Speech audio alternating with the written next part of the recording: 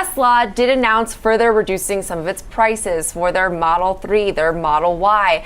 And again, this has been the ongoing story all year long. And Elon Musk's involvement.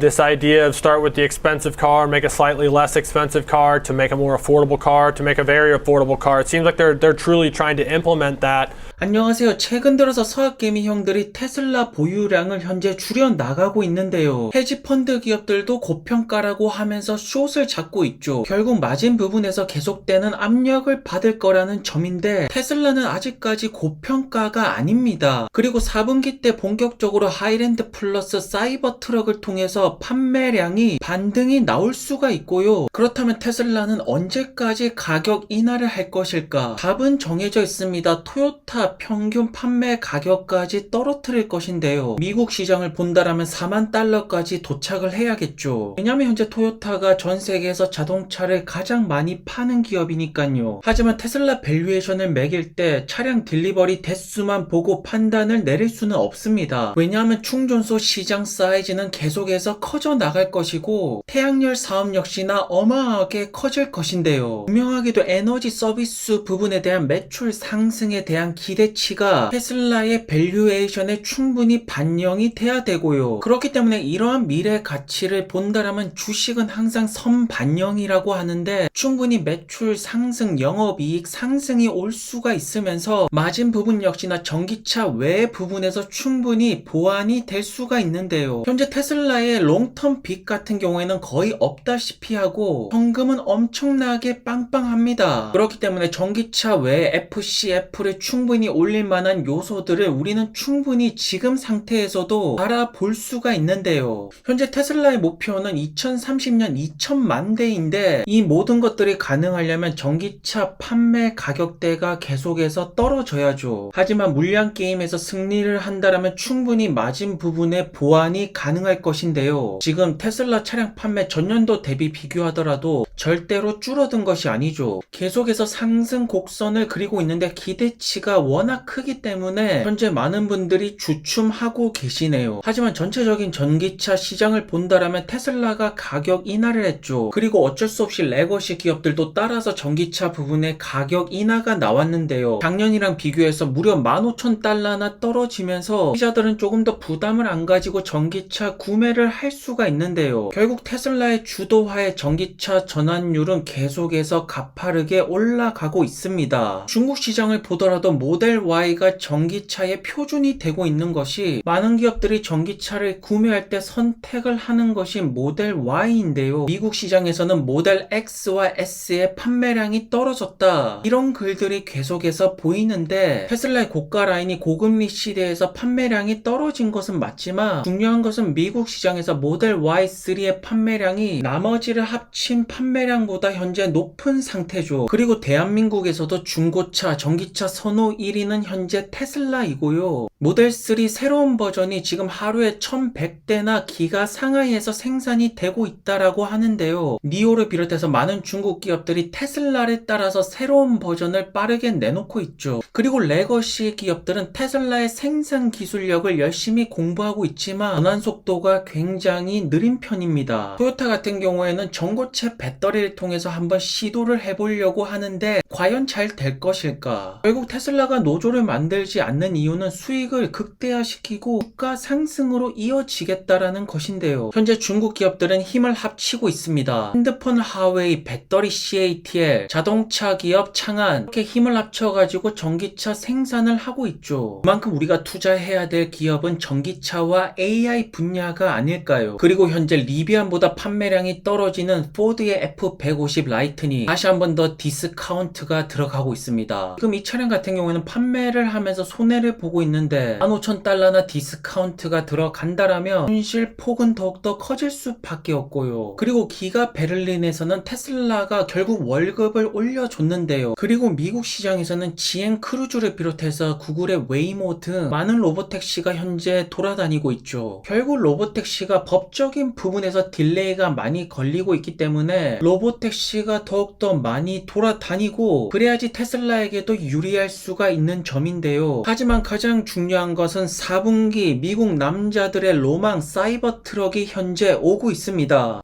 One of the biggest reasons for somewhat bizarre discourse in Western countries is the people involved in tech are not producing things that you could easily ascribe to being valuable. That's why they have to. Right, well, first of all, it's technically beyond ridiculous. Clearly, the person has not spent any time looking at the products or can't, but still has an opinion. 7일 동안에 무려 20%나 급등한 팔란티어. 올 초부터 시작해서 애널리스트 분들은 팔란티어를 계속해서 팔아라고 말하고 있죠. 하지만 올해 최고의 성적표를 보여주는 것이 팔란티어의 주가이고요. 계속되는 상승 곡선을 보여주고 있죠. 그렇다면 팔란티어는 과연 기회를 계속해서 줄 것일까? 확실하게 트렌드는 팔란티어로 가고 있습니다. 현재 수익성은 계속해서 상승하고 있고 AI, 전쟁, 성장주 모든 테마가 엮이고 있죠. 특히나 ROIC 같은 경우에는 점차 플러스로 향해서 돌파가 되고 있는데요. 그렇기 때문에 AI에 대한 미래 가치를 본다라면 팔란티어는 여전히 박앤셀 중이다. 그리고 그 모든 결과물은 S&P 500 편입이 될 것이고요. 사실 이 부분이 아니라면 지금 팔란티어의 주가 상승은 도저히 설명이 안 되는데요. 편입만 된다라면 PER은 엄청나게 올라갈 것이고 TSR 역시나 엔비디아만큼 상승하면서 주가 폭등은 더욱더 시작될 텐데요. 현재 많은 기업들이 팔란티어 플랫폼을 사용하고 있는데 정말로 많은 세그먼트로 지금 침투가 되고 있습니다. 그리고 팔란티어의 플랫폼이 하는 일을 본다라면 결국 사람이 하는 일을 소프트웨어로 대처를 한다라는 것이 아닐까요? 그렇기 때문에 부동산 게임 체인저가 팔란티어가 될 수가 있다. 제조 게임 체인저가 팔란티어가 될 수 있다. 모든 시나리오가 가능한 것이 팔란티어의 플랫폼이죠. 결국 AIP를 한 단어로 요약을 하면 의사결정이 될 것이고요. 현재 현금 유동성 같은 경우에는 3.1 빌리언, 롱텀으로는 빚이 없는 상태고요. 재무 상태는 굉장히 튼튼하다라고 볼 수가 있죠. 그리고 운명의 날이 다가오고 있습니다. 3분기 어닝 실적이 11월 2일날 발표가 되는데 이때 흑자라는 것을 증명만 한다라면 $20를 결국 뚫어내지 않을까요? 현재 폴스타, 루시드, 리비안, 샤오퐁, 니오 등 수많은 전기차 스타트업들이 많은 손실을 내고 있고 고금리 시대에서 살아남기 위해서 유상증자는 계속해서 나오고 있는데요. 하지만 이 어려운 시기를 극복하고 살아남고 서바이버가 가능한 기업들은 결국 높은 주가 상승을 보여주지 않을까요? 하지만 가장 중요한 것은 모든 기업들이 이 고비의 시기에 살아남을 수는 없을 것입니다. 그렇다면 루시드는 바이를 해야 될지 홀드를 해야 될지 가장 중요한 것은 3분기 딜리버리 대수를 어서 빨리 발표를 해주는 것인데요. 사실 지금 모든 자동차 기업들이 발표를 하였고 판매 대수, 생산 대수는 이미 나와 있습니다. 그렇다면 루시드의 경영진은 무엇을 망설이고 있는 것일까요? 지금 예상치를 본다라면 그렇게 나쁘지는 않은 것 같은데 왜냐하면 지금 예상치가 1600대인데 이것이 얼마나 정확한지가 중요하겠죠. 미국 시장에서 벤츠의 EQS가 2600대가 팔렸다라는 전망이 나왔고 막상 살펴보니까 EQS 세단, EQS SUV를 합치면 2600대가 맞습니다. 사실 미국 차량 등록 대수를 바탕으로 예측치를 내는 거기 때문에 미국 시장에서 루시드 판매량은 1600대가 굉장히 흡사해 보이는데요. 그렇기 때문에 미국 물량에서 유럽 물량은 아마 적을 것입니다. 그리고 사우디 물량이 어느 정도 기대가 되고 캐나다 물량도 어느 정도 기대가 되는데요. 그렇다면 상반기보다는 플러스가 되는 숫자가 나올 것인데 도대체 왜 발표를 안 하는 것일까요? 설마 이번에도 다시 한 번 더 실망스러운 숫자를 내놓을 것인지. 현재 루시드 관련 뉴스를 살펴보시면 사파이어 이야기밖에 나오지 않는데요. 보시는 것처럼 스펙 부분을 강조를 하고 있죠. 하지만 루시드는 페라리도 아니고 람보르기니도 아닙니다. 이러한 수치보다는 판매 대수가 결정적인 요인이 될 것이고요. 하지만 루시드의 마케팅 팀들은 계속해서 엄청난 돈을 쓰면서 홍보를 하고 있는데 지금 드림 투어 이거는 방법이 잘못된 것이 아닐까. 책임자는 어서 빨리 집으로 들어가시기를 바라겠고요. 오늘도 좋은 하루 되시고요. 안녕히 들어가세요.